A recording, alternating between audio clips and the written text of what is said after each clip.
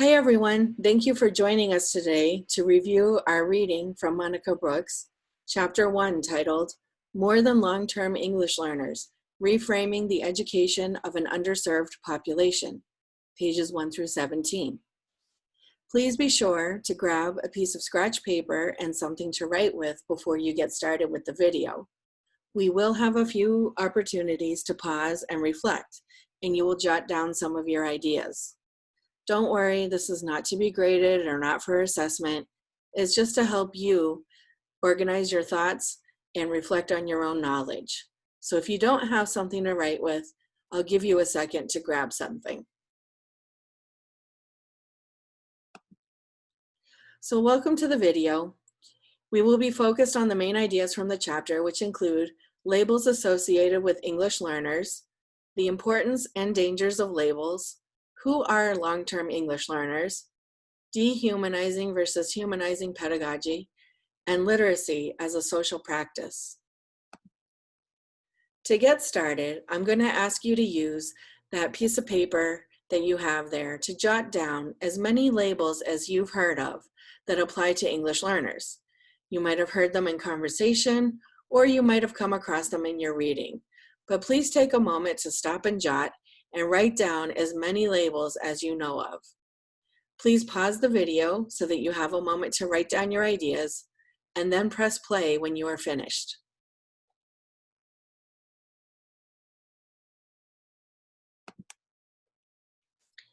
So some of the labels that I thought of going in clockwise direction are English language learner,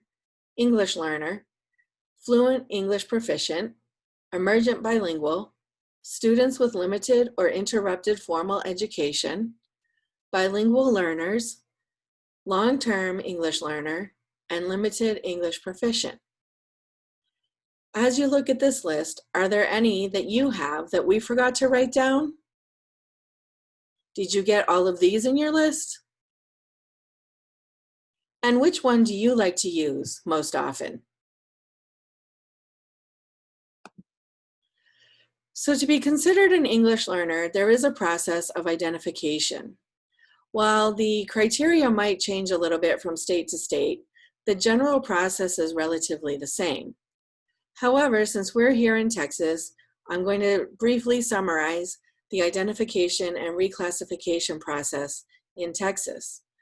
Also, if you look in Module 1 on Blackboard Learn, I have provided the PDF from the Texas Education Agency that shows a nice flow chart of how these decisions are made. I strongly encourage you to download a copy and save it for your own reference and usage.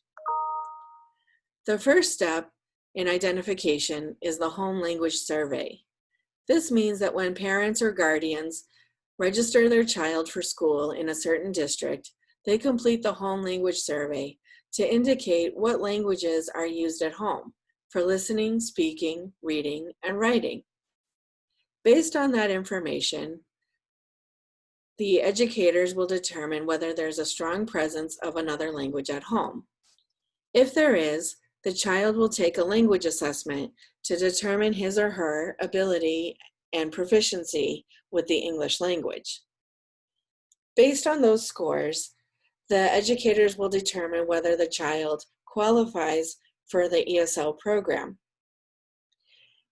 At that point, they need to communicate with parents because parents always have the right to sign a waiver, meaning that they choose not to put their child in any type of language support program.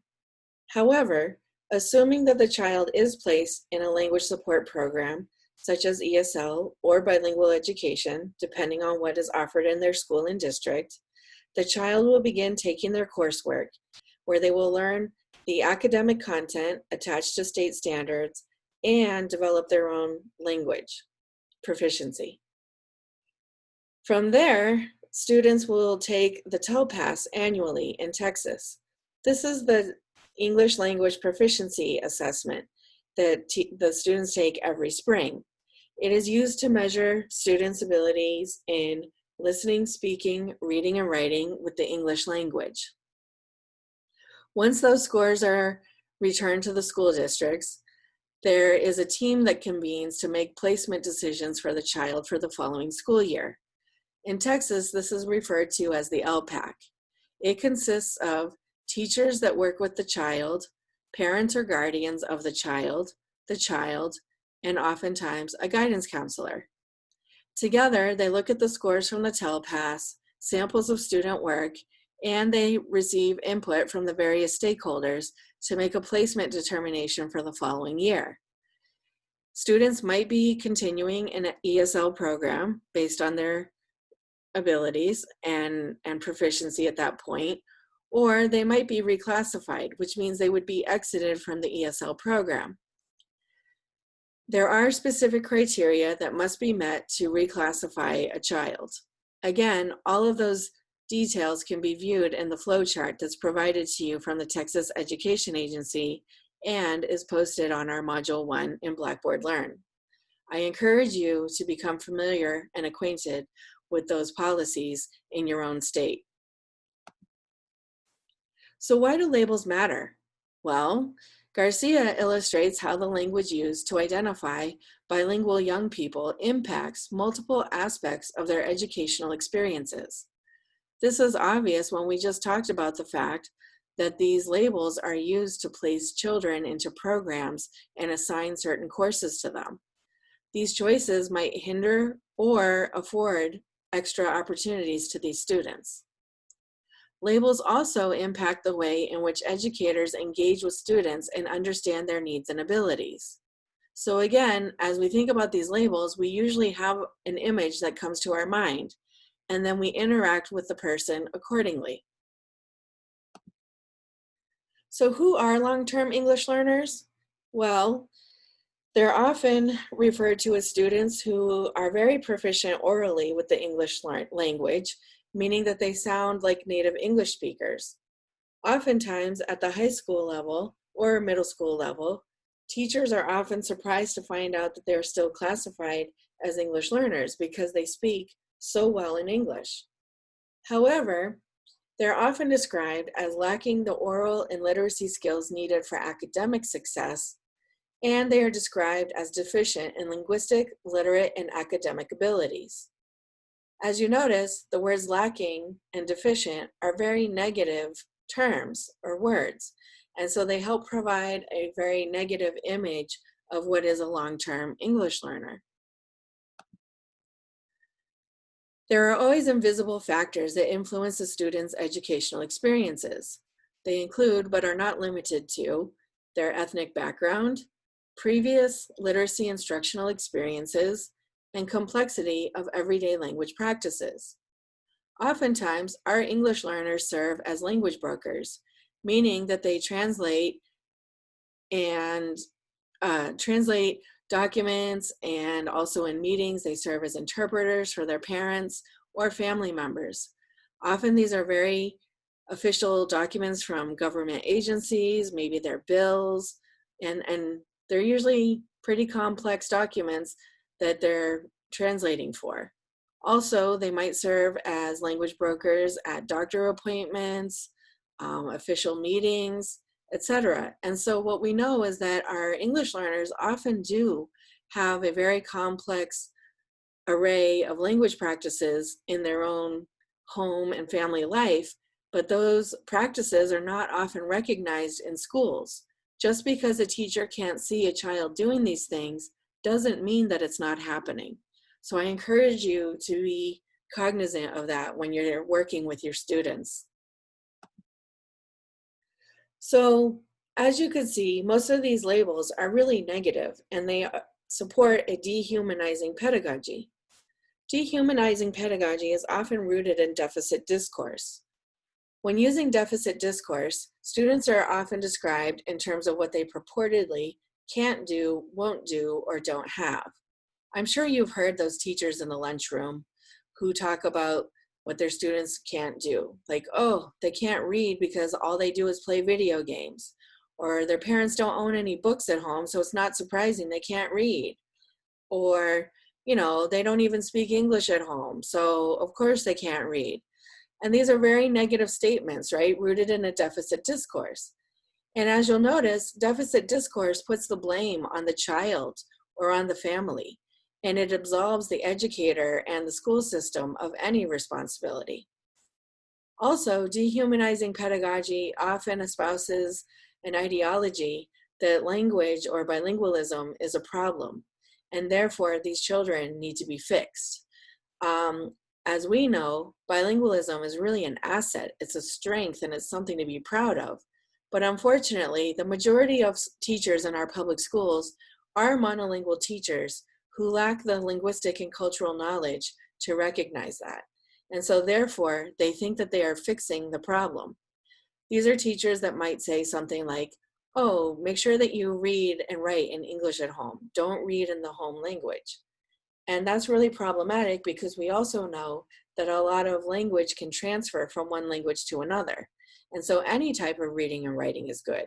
But in the attempt to, quote, fix the problem, there are teachers who will make comments like that. Also, our English learners are also framed in terms of an achievement gap, which frames students in terms of their standardized high-stakes test scores. This is really unfair because it's an invalid measure of English learners when the test is given in English. But oftentimes, school leaders and policymakers talk about the achievement gap, describing how our English learners are scoring lower than their English-speaking peers on such assessments. I encourage you to get rid of that term from your vocabulary. Instead of talking about an achievement gap, let's talk about the opportunity gap. Baker and Wright define the opportunity gap as referring to the opportunities that students may not have had that then hinders their academic and linguistic development. So we have to really carefully examine the history of our children's linguistic and literacy development to see what types of programs have they been in, what types of teachers did they have, what types of resources did they have in terms of books and technology and paper and pens, what is their family history, what is their experience with different languages.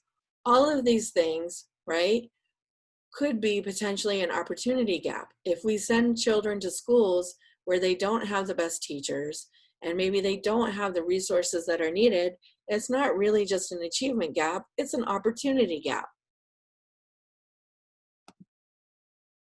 Let's take a moment to watch this short video.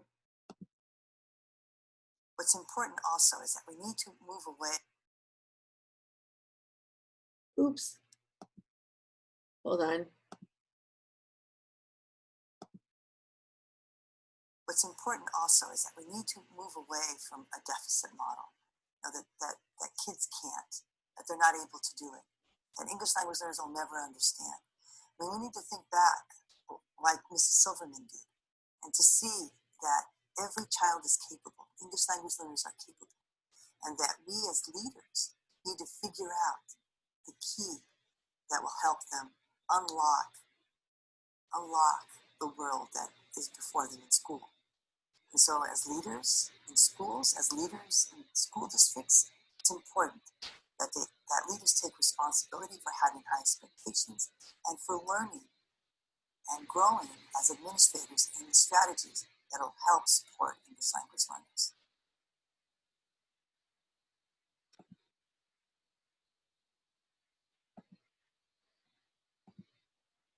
So let's continue with our slides.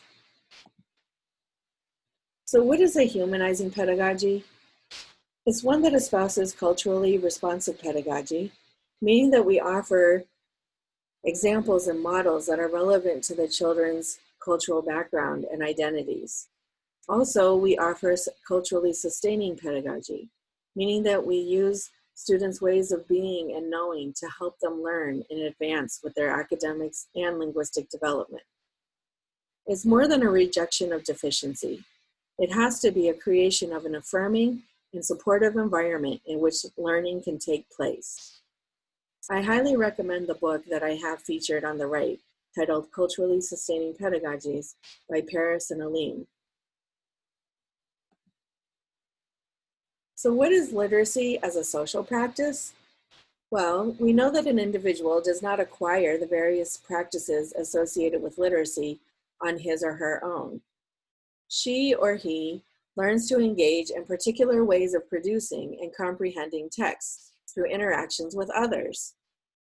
Literacy is social in that it varies according to the socio-political context, and literacy is social in that the various power dynamics that influence social life also influence which literacy practices are recognized as appropriate in particular contexts. So take a moment to reflect. How will you describe your students? What attributes will you focus on? And what labels will you use? Thank you for joining us. I look forward to discussing more ideas with you.